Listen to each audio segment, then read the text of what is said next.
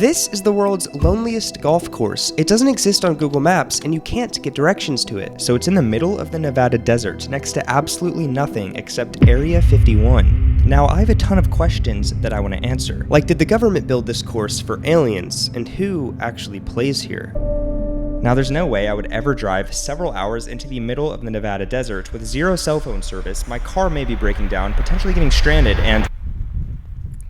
So I am quite literally in the middle of nowhere. I just made it to the golf course. I'm actually the only person here as well. So getting to this course was a GTA mission. It was a 3-hour drive from Las Vegas with no cell phone service. And because this course is not on Google Maps, I went on Google Satellite and created a pin. And then I was able to download the area and get directions to that pin using an offline map. So that's how I'm here. But anyways, it is bizarre being out here. I'm the only person here in the middle of nowhere. I'm literally standing in the middle of the Nevada desert. Somehow there's a golf course here. Yeah, it's a cool but kind of scary feeling, honestly. I had one of those sharp chest pains. I thought, wow, I'm cooked if anything happens. Okay, so to start, the drive-in is just a dirt road with no other cars in sight. Also, the course apparently has a name. However, that is not online. And then I came across a donation box, meaning someone has built this course. But who? So there's no clubhouse or pro shop here, and technically, you don't have to pay. But they ask you to make a donation right here. So you put the dollar or whatever, I guess, in this box, and that's your green fee. Now, I don't have any cash on me. I did not know this course operated like that. It's not like the sheriff is gonna show up or anything like that. So like I said, there isn't a clubhouse or pro shop. There is this building though. I have no idea what it is. It's closed. There is a set of golf bags though, and a pair of shoes. I'm curious if that's like for people to use, or if some person just left it here because they did not expect someone to come play the loneliest course that they play. And the last thing they have is basically just this patio, so you get to get away from the brutal desert sun. And let me just say, this is actually incredible. Look at this view. Wow. So that was a very quick tour. Anyways, it's time to go to the first tee, which is up these steps, revealing probably the craziest tee box I've ever seen. But before we do that, the closest thing to this course that is not desert is actually one of the craziest things ever. It's a cemetery named Boot Hill, and all throughout the cemetery are people from the late 1800s. The closest town to the course is a Wild West ghost town called Pioche. It was a silver mining town, and they still have all of the old machinery used to carry materials up and down the mountain. And because of how remote the town is, it was actually known as the roughest town in the entire Wild West. So back then, there were literally no laws. However, if you decided to do something to somebody else, the only rule was that you had to bury that person and then on a wood plank write their name and write who they were killed by and how. And so all along the cemetery are people with these wooden planks like this one that says shot 5 times and killed by George. Also, the cemetery has a sign that says 72 people died from gunfights before anybody died of natural causes in the town. That is a rough town. I actually went into one of the old buildings, and on the wall they had actual bounties, pictures, and notes from back in that time. So this Wild West history of the course actually made me pretty scared because I realized that anything can happen out here because of how remote I was. And I was literally just hoping I would not become a part of the Boot Hill Cemetery. So now it's time to play the golf course, and the first tee is a crazy start. I just made it to the first tee box. And look at this view. Are you kidding me?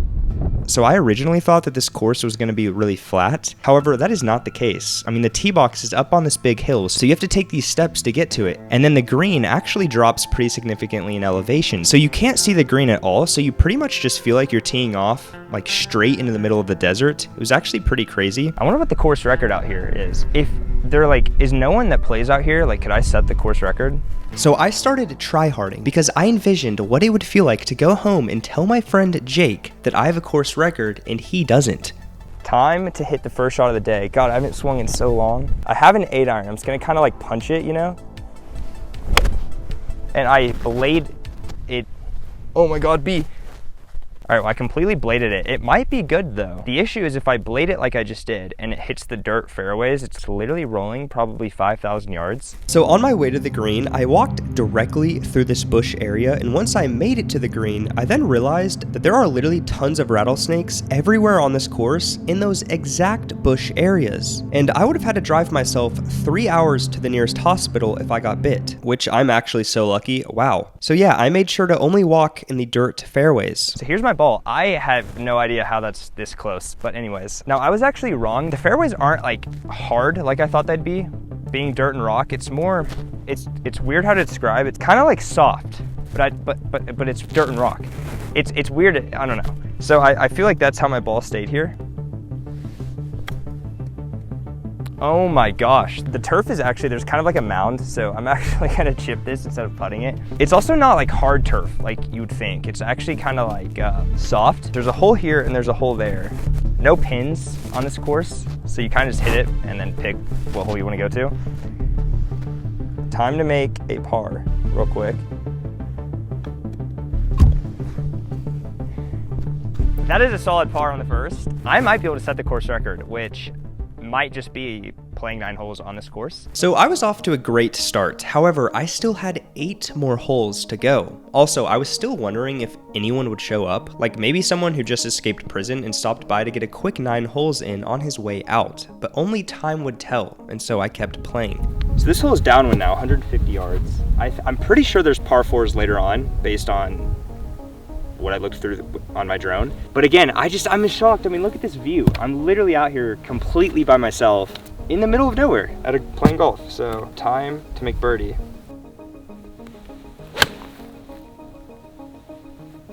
I bladed it again. You know, it was like a 4-hour drive here. So the lies you get out here are actually insane. You get pretty good short game practice off of the rocks.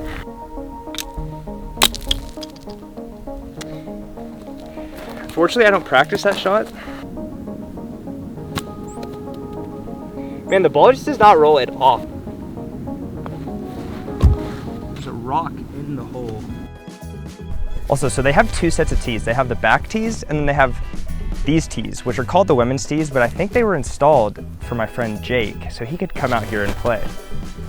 So I played a few more holes and honestly was not playing that great, and the course record was looking pretty questionable. However, I came across a par 4 and I hit my tee shot into the fairway, which is dirt, and so I was curious how hitting a shot off these fairways would actually be. But on the walk to my ball, I wanted to stop and sit for a second to enjoy the view and found this bench, which luckily was labeled because I would have had no idea what this was for. So this is me vlogging on the bench. I mean, I'm sitting on this bench right now.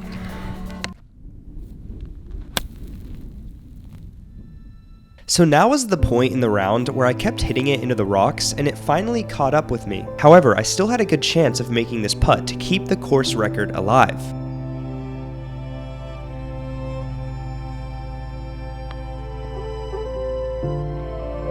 I made double. So the course record did not get broken, and I'm only on the 6th hole. It has not been going well.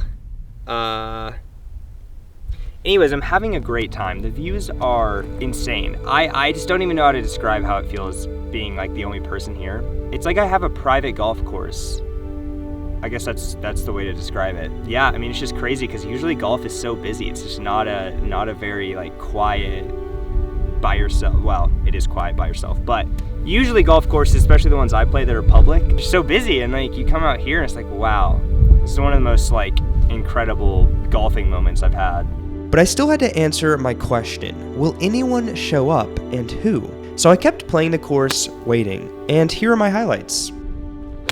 So after I finished playing, I sat under the patio to continue waiting for somebody to show up. So I've been here for 5 hours, it's taken me longer to film, and not a single person has been here. And the entire time I've been playing, it's just like the loneliest course in America. I mean, this might be the coolest course I've ever played. But yeah, the views are insane everywhere, and there's no noise. It's just the wind, you, the wildlife. But it actually wasn't just me, because people showed up.